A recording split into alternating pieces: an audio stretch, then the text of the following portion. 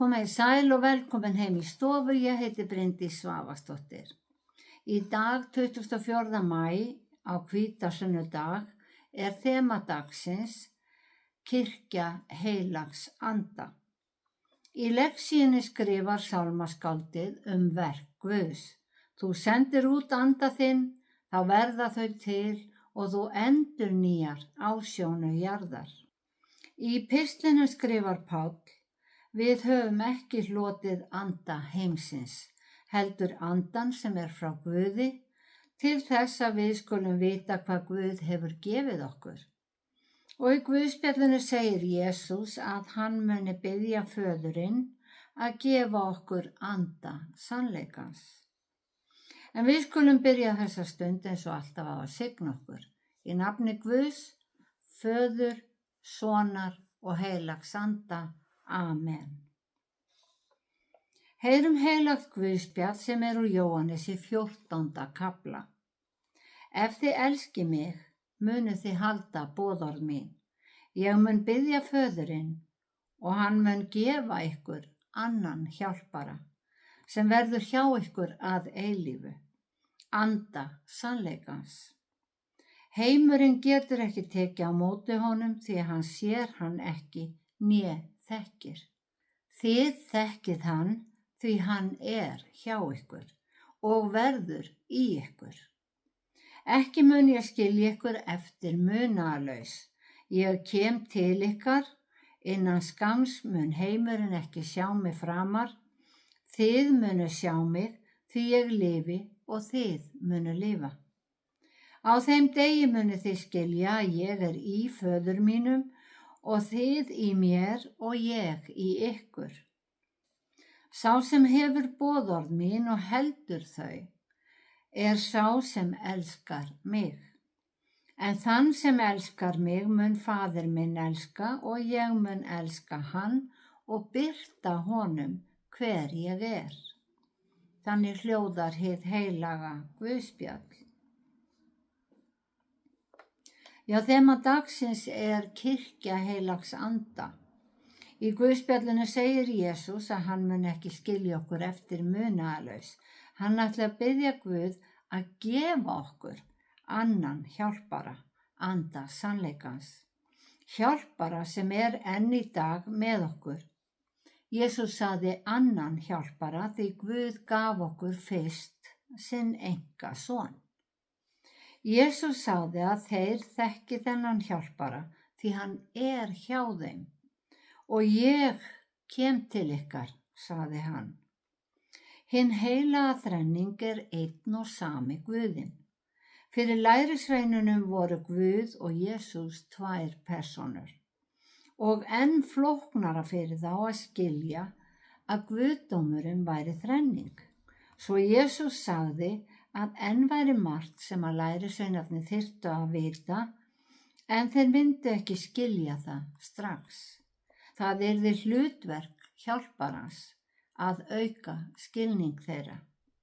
Hann sagði þegar andi sannleikans kemur, mun hann leiða ykkur í allan sannleikan. Það sem hann segir ykkur hefur hann ekki frá sjálfum sér, heldur mun hann segja ykkur það sem hann heyrir og kunngera ykkur það sem koma á.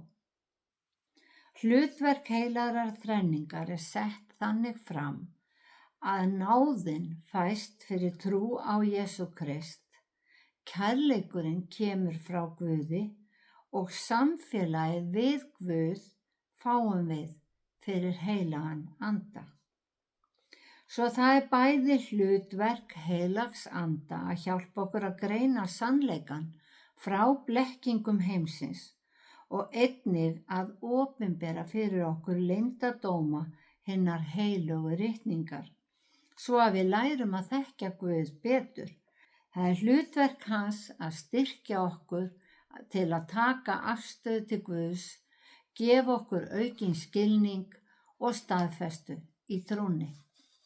Jesús sagði að Guð myndi gefa okkur annan hjálpara og með gjöf heilags anda hefur hann gefið okkur hverjum og einum hluta af sjálfum sér Og þannig uppfyllir Jesús loforð sitt þegar hann sagði: sjá, ég verð með ykkur alla daga, allt til enda veraldar.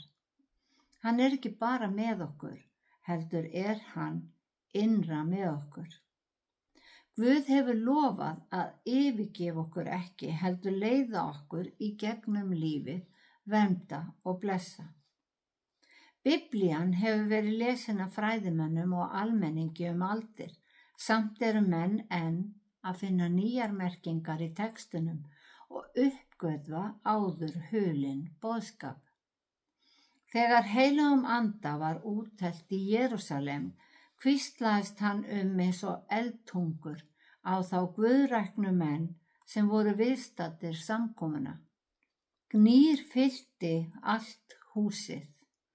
Engar sögur fara af því að andanum hafi verið útelt yfir almenning á götum úti. En kraftaverk þessa dags var að menn töluðu tungum. Það er, annaðhvort töluðu þeir tungumál sem þeir höfðu ekki kunnað áður, eða það sem er líklegra, að eyru þeirra skildu allt sem talað var, eins og það væri á þeirra tungumáli. Þarna voru menn frá öllum löndum. Þeir sögðu hver við annan: hvernig má það vera að við hvert og eitt heyrum þá tala okkar eigið móðurmál. Þeir heyrðu þá tala á sinni tungu stórmerki Guðs og tekið var fram að það var heilagur andi sem gaf þeim að mæla. Guð notaði hátíð gyðinga í Jerúsalem. Menn komu víðsvegar að, svo þar var tækifæri til að útbreiða boðskap. Þar kynnti Guð Jesú fyrir fræðimönnum og fariseum þegar Jesús var 12 ára. Þangað fór Jesús með lærisveinum sínum og á laufskálahátíðinni á sjálfan hátíðardaginn stóð hann og kallaði: ef nokkur þyrstir þá komi hann til mín og drekki. Frá hjarta þess sem trúir á mig munu renna lækir lifandi vatns, eins og ritningin segir. Enginn staður eða tími hentaði betur til að breiða út boðskapinn en á hátíðum þegar mannfjöldinn safnaðist saman. Og eins og við þekkjum, þá var Jesús krossfestur á hátíð hinna ósýrðu brauða og reis upp á páskahátíðinni. Þúsundir manna urðu vitni að þessum atburðum. Þúsundir manna sem fóru síðan heim í sín þorp og bæi og sögðu frá því sem hafði gerst. Hver maður var fréttablað atburðina á hátíðunum. En smátt og smátt verður allt venjulegt aftur. Lífið heldur áfram og hið veraldlega vastur tekur yfir. Pistillinn er úr fyrra Korintubréfi.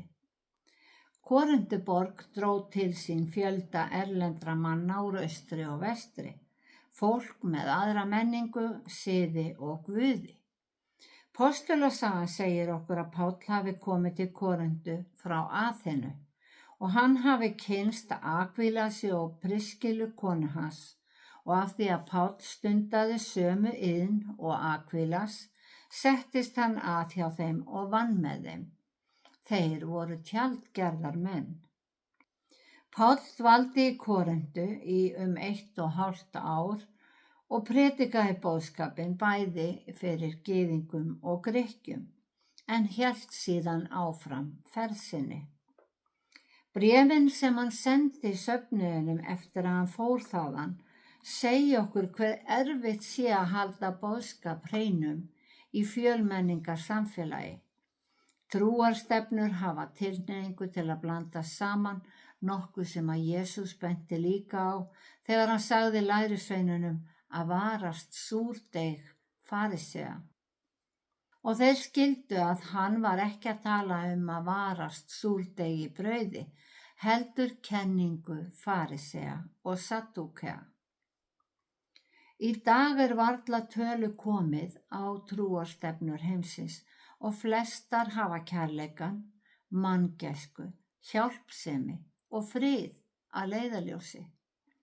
Margar halda úti ýmiss konar hjálparstarfsemi á skólum og eru því mikilvægur þáttur í samfélaginu í lifanda lífi. En fáir átta sig á að í raun og veru byggjast þær upp á verka réttlætingu, að vinna af sér sekt heimsins. Kristin trú byggir hins vegar á náð Guðs. Hver sem ákallar nafn Drottins verður hólpinn. Sá hinn sami mun frelsast. Þessi orð hafa sömu merkingu og orð Jesú í Guðspjallinu. Sá sem elskar mig varðveitir orð mitt. Sá sem varðveitir trúna, sá sem meðtekur boðskapinn hólpinn. Hvergi í hinni heilögu ritningu hvetur Jesús til ófriðar, heldur þvert á móti hvatti hann til friðar og sagði: elskið óvini ykkar, gerið þeim gott sem hata ykkur. Bréfin sem Páll skrifaði til Korintumanna átt að hjálpa þeim að greina réttan boðskap frá kenningum annarra trúarhreyfinga. Boðorð Jesú var eins einfalt og hægt að elska Guð og elska náungan. En verka réttlætingin var svo rík í uppeldi gyðinga og í kenningum annarra trúarbragða að það var erfitt. Og sjá munin á því að hinn góðu verk eiga að vera ávöxtur trúarinnar en ekki gerð til þess að þóknast Guði eða til þess að greiða fyrir inngöngu í ríki hans. Já, þema hvítasunnudags kirkja heilags anda. Og heilagur andi gegnir stóru hlutverki í heiminum í dag. Hann okkur til hals og traust í heimi sem berst gegn orði Guðs. Jesús sagði: sá sem elskar mig varðveitir mitt orð. Sá sem elskar Guð varðveitir og tileinkar sér boðskapinn. Að elska náungan eins og sjálfan sig felur óhjákvæmilega í sér að gera góð verk, veita aðstoð, syrgja með náunganum og fagna velgengni hans, því kærleikurinn öfundar ekki og vill engum illt. Jesús var sendur með boðskap frá Guði og Jesús sagði að Guð myndi gefa okkur annan hjálpara, heilagan anda. Þannig að öll sú hjálp sem við höfum fengið frá Guði. Hann sendi heilagan anda til að kenna okkur og minna okkur á allt sem Jesús kenndi. Og frá Jesú fáum við allar dæmisögurnar og kennsluna Guðs ríki. Jesús sagði: frið læt ég ykkur eftir, minn frið gef ég ykkur. Ekki gef ég ykkur eins og heimurinn gefur. Fagnaðarerindi Guðs ríki snýst ekki þennan heim. Í þessum heimi snýst allt að ná völdum, drottna yfir öðrum og safna auðæfum, oft á kostnað annara. En í ríki Guðs mun Guð sjá fyrir okkur, engan mun skorta neitt. Þar mun ríkja hinn eilífi friður og enginn verður þræll annars. Guð mun ekki gefa okkur það sama og heimurinn gefur. Hann mun gefa okkur miklu meira. Hann mun gefa okkur líf í fullri gnægð. Heilagur andi kom ekki til þess að vera upphafinn sem þriðja persóna guðdómsins. Þeir sem taka við orði Guðs meðtaka heilagan anda eins og þegar Jesús andaði á lærisveinana. Þannig verður líka með okkar að musteri heilags anda. Og Páll skrifaði að andinn veiti okkur skilning. Hann í okkur og minnir okkur á dæmisögur, atvik og vers úr Biblíunni.